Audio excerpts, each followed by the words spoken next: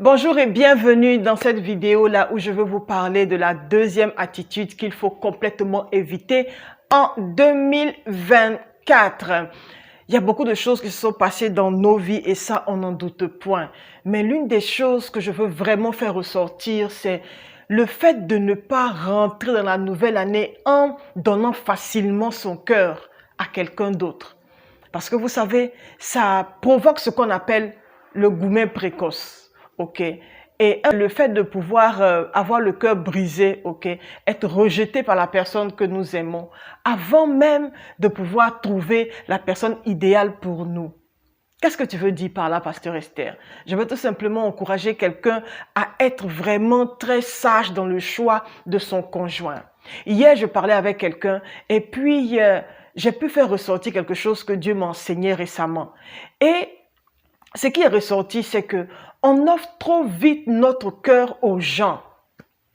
Quand on rencontre quelqu'un qui a peut-être la même religion que nous, qui semble être compatible, je dis bien qu'il semble être compatible à nous, on se jette automatiquement dans les bras de cette personne-là et on bâtit notre vie autour de cette personne en un rien de temps.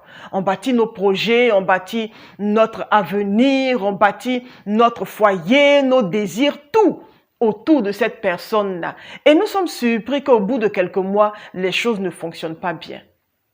C'est pour cela que beaucoup de personnes ont voulu même se donner la mort durant cette année-là. Vous savez, quand nous prenons le temps de courir sans toutefois chercher la volonté de Dieu, même si toutes les choses semblent être bien, quand nous prenons le temps de courir, nous nous blessons. Et en 2024, nous devons nous battre pour éviter tout ce qu'on appelle gourmet, pour éviter tout ce qu'on appelle cœur brisé. Tu sais quoi? C'est possible. Apprends un peu à observer et donne-toi du temps avant de te jeter dans les bras de cette personne-là. Donne-toi du temps. Donne-toi du temps avant de dire oui. Donne-toi du temps avant de te mettre à réellement investir dans cette relation-là. Et puis prie par rapport à ça. Je ne sais pas pourquoi beaucoup d'entre nous, on n'aime pas prier par rapport à nos relations. On aime prendre nos décisions parce qu'on voit qu'une ou deux choses fonctionnent, donc c'est tout, on pousse le pion. Non. Pousser le pion plus vite que ce que Dieu a prévu pour nous amène ce qu'on appelle le gourmet précoce. Je ne vais pas prendre beaucoup de ton temps aujourd'hui. Tout ce que je veux te dire, c'est de marcher avec sagesse en 2024, sachant que ton cœur n'est pas le ketchup, comme on le dit. Non, ton cœur ne l'est pas. Tu es une personne et tu mérites d'être heureuse. Finis les histoires où on pleure pour rien. Finis les histoires où on est triste à ne pas finir. Finis les histoires où on sombre dans une dépression et on n'ose même pas dire la raison. Finis ces histoires-là. Parce que Dieu va nous donner beaucoup de sagesse. Et si seulement tu la demandes, selon Jacques chapitre 1, il va te donner la sagesse. Sagesse de pouvoir faire attention à toi. Sagesse afin de ne pas te laisser distraire à tout bout de champ. Sagesse afin de ne pas donner ton cœur à la mauvaise personne. Sagesse avant de prier, avant de prendre une décision. C'est possible. C'est possible. Ne bâtis pas ta vie, ton futur, ton année, tes projets autour d'une personne aussi rapidement que ça. Donne-toi du temps. Qu'est-ce que j'ai dit? Donne-toi du temps.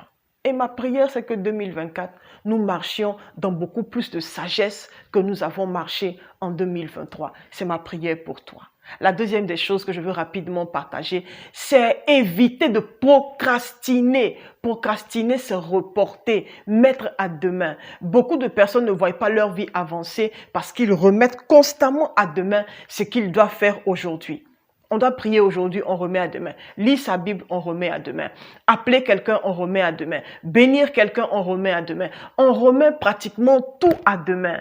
Et tout ce que nous faisons, nous voyons que nous n'avançons pas parce que on ne fait que procrastiner. On ne fait que reporter à demain. Bien-aimé, tu te dois d'être heureux. Tu te dois de pouvoir accomplir quelque chose de ta vie. Je n'ai pas seulement fait pour pouvoir accompagner les autres. Finis la procrastination. Finis les fois où tu passes le temps en train de te morfondre. Finis les fois où tu mets des projets sur papier et puis rien ne s'accomplit. Il est temps de pouvoir se lever et prendre la décision de pouvoir faire les choses aujourd'hui. Et comme j'ai l'habitude de dire, si tu ne veux pas procrastiner, donne-toi tout simplement un but, ok, l'objectif que tu as, donne-toi avec une date limite et mets ça en tout petit plan, toute petite activité que tu pourras finir d'accomplir. Et ne te mets pas dans de longs projets qui vont te bouffer toute l'année, qui vont te bouffer un long temps et tu vas finir par être découragé. Dans une de mes vidéos que j'ai prêché, je pense, l'année passée, vous pouvez trouver ce message-là. Ça va vous faire du bien. Apprenons à être disciplinés, à rejeter la procrastination parce que, hey, on ne vit qu'une fois.